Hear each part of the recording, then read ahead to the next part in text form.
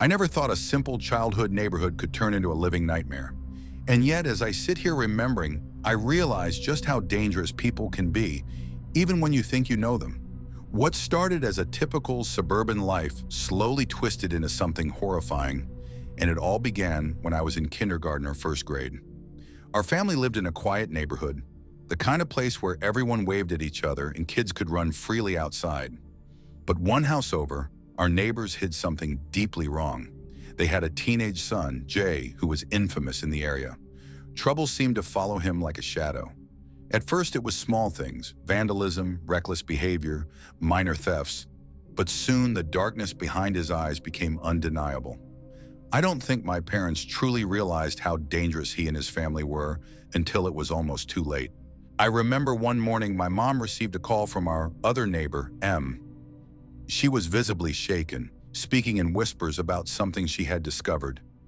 Jay had been caught on camera peeing on her while she shred, and he had been preying himself. My mother's face paled as she listened. Jay's behavior was sick, but what was more disturbing was how M described his audacity. He didn't seem embarrassed or ashamed at all. It was almost as if he had no understanding of boundaries or empathy. This incident should have been the first warning, but my family didn't anticipate how far things would escalate. A few weeks later, my father's prized possession, a racing bike worth a small fortune, vanished from our detached garage. My dad noticed Jay riding it around the neighborhood and naturally went to confront his parents. "Did you take my bike?" my dad asked, standing firmly in their driveway. Jay's father, whom we'll call Senior, stared blankly for a moment before addressing his son. "Did you take it, Jay?" "No," Jay replied casually, shrugging. Senior's eyes flicked to my dad, and a chilling smile formed on his lips. "Watch yourself, or you'll regret it." That night, my father called the police. Nothing happened, but the threats didn't stop there. Not long after, Senior showed up at our house, yelling that he and a friend were going to teach my dad a lesson because they had seen Jay on the bike back and forth in front of our home. The boldness, the brazen aggression, it was as if our family was nothing more than an obstacle in his world. Then came the moment that truly broke us. We had two pets, Thumper, a gentle bunny, and Piglet, a tiny guinea pig. On nice days, we'd let them play outside under supervision, but that day we had stepped away for just a few minutes. When my brother and I came running back to check on them, what I saw has been burned into my memory forever. Thumper floated lifelessly in our kiddie pool, his small white body eerily still. Piglet's tiny form was crumpled in the alley behind our yard, covered in dirt and bruises. My brother screamed, my mother collapsed, and I couldn't stop crying. Their injuries were grotesque, deliberate, and cruel. Someone had wanted them to suffer. We later discovered that it had been Senior and a friend who did it. He admitted it without remorse when confronted, laughing as he explained that they were just animals. His daughter, eerily smiling, joined in the laughter. My mom's face turned pale with rage, but there was nothing the law could do immediately. The police were involved, but punishments were minimal, and the fear lingered. Years passed without incident, or at least that's what we thought. When I was in second grade, a quiet night became one of the most terrifying experiences of my life. I slept with my dog, Wrinkles, curled up beside me. My bed faced the windows, the moon casting a faint glow across the room. Suddenly, Wrinkles growled and barked violently, his fur standing on end. I froze as a sound came from the window, scraping, faint at first, then unmistakable. A male whisper slithered through the darkness. "I'm going to ip you." I bolted from my bed, shaking uncontrollably, and ran to my parents' room. I could barely speak, tears streaming down my face. My father grabbed a flashlight while my mother called the police. Outside, they found one of our lounge chairs discarded against the house. The screen of my window, ripped and torn, a footprint pressed into the dirt below. The police suspected Jay, but he had vanished that night. Despite searching, they never found him. Lights were installed around the house, alarms, and even motion sensors, but the psychological damage had been done. The feeling of being watched, of being prey, lingered in my mind long after the physical threats disappeared. Then came another horrifying message. My mother found a paper plate outside our back door, carefully arranged with a dead crow atop a bed of rice.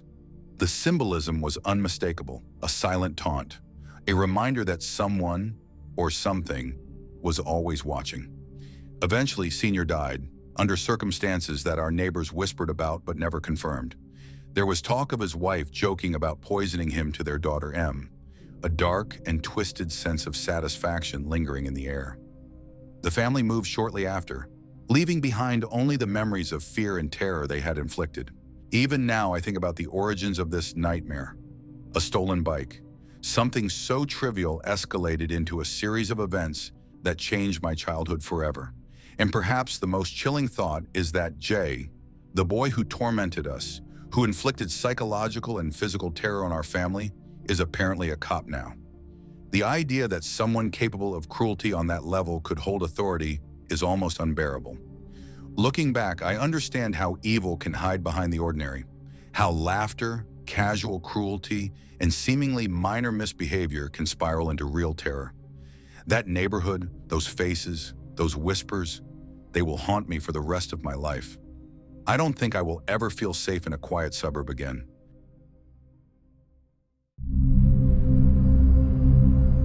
I've always thought my apartment building was ordinary. Quiet neighbors, predictable routines, nothing out of place. That's why when I first noticed her, I didn't think much of it. Let's call her A.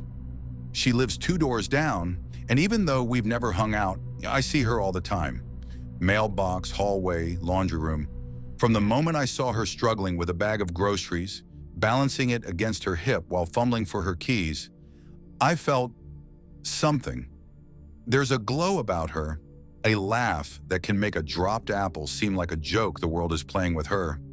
I started noticing little things. The way she brushes her hair over her shoulder, mismatched socks on laundry day, the faint hum of music she plays while cleaning. I memorized her routines without meaning to. Morning runs, trips to the store, when she waters her plants. Everything about her became a quiet obsession, a puzzle I wanted to understand. But recently something shifted. She started avoiding me, rushing past in the hall, pretending not to see me, ignoring my greetings. I know she's home when she says she's busy. I can hear the TV through the wall. Sometimes I hear her laughter at shows, but when I knock, silence. My curiosity turned to unease, and unease turned to something else, a need to know why she's changing, why she's hiding, why she won't let me in. I tell myself it's harmless, just neighborly concern, but every glance, every movement pulls me in further, and I can't look away. At first, I tried to ignore it. Maybe she was just busy, maybe she had other things on her mind. But the changes in her behavior didn't add up. She used to smile when she saw me in the hall, even just a small nod. Now she avoids me entirely. Sometimes I catch her peeking around the corner, and the moment our eyes meet, she glances away, rushing into her apartment. Her routine shifted too. Morning runs disappeared, and she started leaving the building at odd hours, sometimes just after midnight.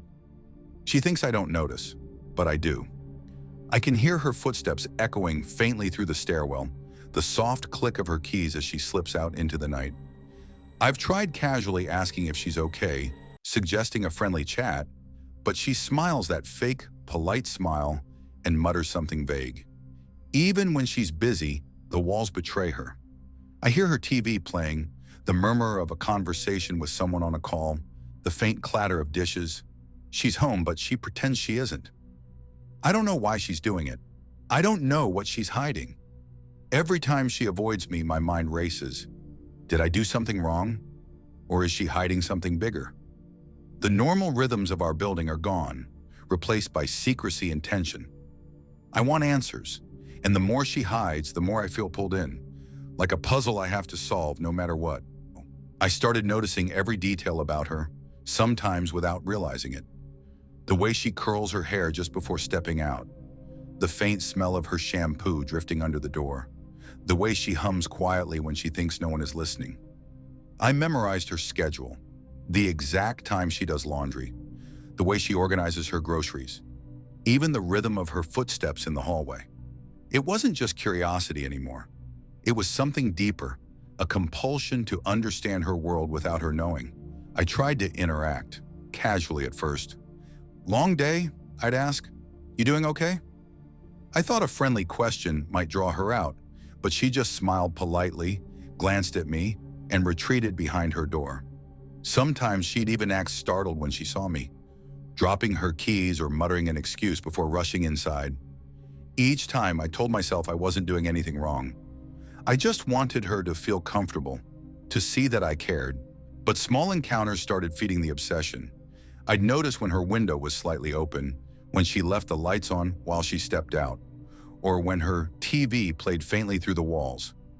Every detail became a clue, a sign of her routines, her habits, her secrets. I convinced myself I was just a concerned neighbor, but inside I was walking a line I couldn't step back from, inching closer to a boundary I wasn't sure I could ever cross safely. It started innocently, I told myself. Just observing, keeping track, noticing patterns. But the lines blurred quickly. I began waiting in the stairwell, pretending to check the mail, pretending I wasn't there. I watched when she left, noting every step she took, every turn down the hallway, the exact time she returned. My heart raced every time I thought she might see me, but part of me didn't care. I needed answers. Some nights I followed her quietly, keeping a distance, making sure she didn't know. Her late-night walks became a puzzle I had to solve, each outing feeding a growing obsession. I convinced myself I was being careful, that I wasn't doing anything wrong. But the truth was, I was crossing lines I could never take back. I began imagining conversations in my head, rehearsing the words I'd say if she finally confronted me. I told myself patience was the key, that one day she would understand, that she would see how much I cared. Every knock at her door, every glance through the hall, every small gesture became a message, a code only I could interpret. And then the small signs escalated. I noticed her bathroom window slightly ajar, just enough for someone small to peer inside. I told myself I wasn't thinking about it wrong, that it was a harmless detail, but in the back of my mind, I knew I was closer than ever. Closer to finally confronting her. Closer to finally making her understand. I couldn't wait any longer. Every day, every moment of avoidance, every fake smile or rushed exit built a tension I couldn't ignore. I decided that tonight I would confront her. Not angrily, not threateningly. Just explain everything. Show her how much I cared. I waited in the stairwell, heart pounding, as I heard her footsteps coming down the hall. She looked startled when she saw me. I tried to keep my voice calm. "You don't need to be afraid." "I'd never hurt you," I said. But her eyes widened and she muttered something before sprinting down the hall and slamming her apartment door. Twice. I stood there frozen, hearing her lock the door again. My mind spun. She didn't understand. She couldn't see how much I noticed, how much I cared. Every detail I had memorized, every small habit, every laugh, every step. She thought I was strange, but I thought I was being attentive. And then I noticed it. The bathroom window slightly open. A faint glow of light inside. My pulse surged. This was my chance. Finally a way to reach her without her running. I convinced myself it was harmless, that I could just sit, just wait, just explain. I entered quietly, moving through the space she had made hers. The sheets smelled like her shampoo. The apartment smelled faintly of coffee and cleaning supplies, everything perfectly ordinary, perfectly intimate. She didn't know I was here, but soon she would. Soon she would see how much I cared. Now I'm sitting in her apartment. She doesn't know I'm here. I didn't break in. She forgets to lock the bathroom window sometimes. It's just a small gap, but it's enough. Enough for me to be close, enough to finally watch, finally wait, finally be near her. I can see her things. The small desk where she writes, her shoes lined up neatly by the door, the books stacked by the bed. I know her habits, her little quirks, every detail. Even the smell of her shampoo on the sheets. It's comforting, familiar. I tell myself it's harmless, that I'm just being careful, just waiting for the right moment to explain everything. I replay our encounters in my head, the smiles she gave me that weren't genuine, the laughs that didn't reach her eyes, the way she ran from me when I tried to speak. I tell myself she'll understand soon, that she'll see how much I notice, how much I care. Outside, the building is quiet. The night stretches long and still. Every sound from the hallway, every creak of a floorboard, makes my pulse jump. I know she'll come back soon, and when she does, she'll finally have to face me. I just hope she listens this time. And if she doesn't, well, I'll be here, waiting, patient, always watching, always knowing. I've always thought of my neighborhood as safe. Quiet streets, families who waved when you walked by, and neighbors who barely noticed each other's comings and goings. I'd lived here for years and never had a reason to feel uneasy. Until he moved in. His name was Mr. Donovan, middle-aged, friendly in a polite, professional sort of way. When he first arrived, he smiled, introduced himself, and helped carry boxes up from his moving truck. I remember thinking, finally someone new who seems normal. His house was neat, immaculate even. Windows always clean, lawn perfectly trimmed. He seemed like the kind of neighbor everyone hoped for. But little things started nagging at me. Doors that were always closed except for brief, hurried appearances. Odd noises late at night, doors slamming, the low hum of a TV or music playing when he wasn't supposed to be home. Packages delivered at strange hours. Mr. Donovan's friendly facade was consistent in the daylight, but after dark, his behavior changed. He'd leave for hours and come back silently, sometimes carrying strange items I couldn't identify, always careful not to be seen. At first, I tried to ignore it. Maybe he works late, maybe he's just private. But the uneasy feeling refused to go away. There's a difference between someone being private and someone hiding something. Every glance through the hallway window, every sound echoing from his house felt off. Like a puzzle I wasn't supposed to solve. I couldn't shake the feeling that he wasn't who he seemed. And over the weeks, that feeling grew into a quiet, gnawing dread, a fear I couldn't put into words. Something about Mr. Donovan was wrong, and I was about to find out exactly how wrong. At first, the oddities were subtle. A shadow moving behind his curtains just slightly too late at night, a muffled thump that didn't sound like furniture. I tried to rationalize it.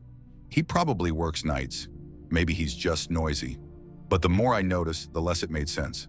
Packages arrived at strange hours, sometimes multiple times a week, with no labels or tracking numbers I could recognize. He would disappear for hours after returning from what he claimed were errands, yet the noises inside his house continued long after. Doors creaked, floors groaned, and sometimes I could swear I heard someone, or something, moving furniture in ways that didn't match a person alone. One night, I saw a man I didn't recognize slipping into his backyard. He looked around nervously and then entered Donovan's house through the side door. I caught only a glimpse, but it was enough to make my stomach twist. I considered calling the police, but there was no evidence. No immediate threat. Just a nagging, growing feeling that something was wrong. Even during the day, he was inconsistent. Polite and approachable when I passed him on the street, but in those brief interactions, his eyes seemed to dart constantly, like he was measuring me, evaluating what I knew. When neighbors asked if he was nice, I found myself hesitating. He seems normal, but only just. Every day my unease grew. It was like seeing cracks in a facade you once trusted. Small, almost invisible at first, but impossible to ignore once you notice them. I couldn't help watching, listening, trying to piece together what he was hiding. And the truth I sensed was far darker than I ever imagined. The unease didn't fade, it escalated. Every night I found myself listening more closely, watching more carefully. Mr. Donovan's behavior grew stranger. The noises became more deliberate, dragging sounds, muffled voices, and occasional sharp bangs that made me flinch. One evening, I saw him through a narrow gap in his curtains, crouched over something large on the living room floor. I couldn't make out what it was, but whatever it was, it moved. Then came the smell. It was subtle at first, a faint metallic tang that drifted from his house when the wind shifted. I couldn't place it, but it made my stomach turn. The smell was worse near the back of his property, near the small fenced backyard. Sometimes I saw figures moving behind the fence at odd hours, too quick to be anyone I recognized. Small inconsistencies started adding up. He would tell people he worked late, but his car would be gone for long stretches during the day. Visitors appeared briefly, looking nervous or hurried, and then vanished just as quickly. His polite daytime demeanor and secretive nighttime behavior created a dissonance that made me question everything I thought I knew about him. I even tried to get a closer look inside. One night, through the faint light of a partially open window, I caught a glimpse of objects I couldn't identify. Boxes stacked in a corner, something covered with a tarp that shifted slightly as if alive. I froze. Every instinct screamed at me to leave, but my curiosity was stronger than my fear. Something was happening inside that house, something that shouldn't exist in a normal neighborhood. The reality hit me slowly. The person next door was hiding something, and it wasn't small, it wasn't innocent. And I was about to find out exactly how far it went. I knew I had to see for myself what was happening inside Donovan's house. I couldn't ignore the growing dread, the subtle signs that something was horribly wrong. One night, when the street was quiet and the world seemed to hold its breath, I waited. I watched him leave for what seemed like a short errand and then crept closer to the back of his property. The faint light spilling from his basement window revealed movement, too large and deliberate to be furniture. Peering through the cracked window, my eyes adjusted to the dim glow. What I saw made my blood run cold. His basement wasn't just a storage space, and it was meticulously arranged, almost clinical. There were cages, several small, unnatural, and distressed, their contents I couldn't immediately identify. Strange tools lined the walls, some clean, others stained. Papers were scattered across a desk with notes in a precise, obsessive hand. The air smelled faintly metallic, a combination of rust and something more organic. Then I noticed him. Donovan wasn't alone. A person, or someone restrained, moved unnaturally in one corner.